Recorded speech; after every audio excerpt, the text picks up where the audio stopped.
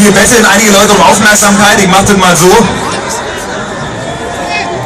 1000-mal besser? Na komm, 200-mal besser vielleicht, aber 1000-mal halte ich für übertrieben. So, ich spiele jetzt ein Lied und wir haben jetzt die ganze Tour eigentlich mehr oder weniger dieselbe Ansage gemacht, deswegen denke ich mir heute mal eine ganz andere aus, nämlich Hey, yeah! Muss ich jetzt noch sagen, bin ich sehr erstaunt.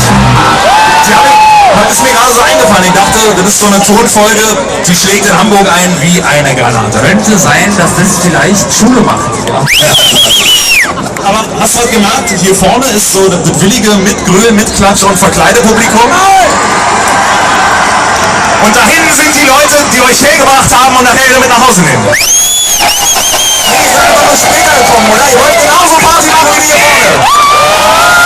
Das ist einfach nur, dass ich eine sehr feuchte Aussprache habe, ihr seid voll vorsichtig. Okay. Ja, Dankeschön. Okay, das nächste Lied würde ich gerne dem jungen Mann widmen, der sich das Konzert auf dem Display seines Mobiltelefons anguckt. Ey, ist das voll geil. Nee, der guckt dich an, Farin. Muss ich den jungen Mann in Schutz nehmen? Der hält sein Handy nur hoch, um Bootleg aufzunehmen. Ach so, ich machen, weil... Völlig in Ordnung. Nee, nein, der spricht mit jemandem. Der spricht mit jemandem. Nein, Fehler, ich meine den da hinten. Der guckt immer noch. Das weiß er, fehlt da. Mit dem sprichst du. Sag mal den Namen. Ochsenzoll. Marion? Was? Yvonne? Yvonne! Hey, Yvonne! Yvonne, dein Freund ist hier. Dein Papa. Ja, und der hat so eine andere Alte dabei. Die sieht ganz geil aus. Ganz heiß, die Sieht Alte. ziemlich gut aus, die Freundin von deinem Oh, Freund. guck mal, das sind diese Teile im Mund. Aber den kannst du eben hinschießen, ganz ehrlich. Nee, das war Yvonne. Mit der Akne.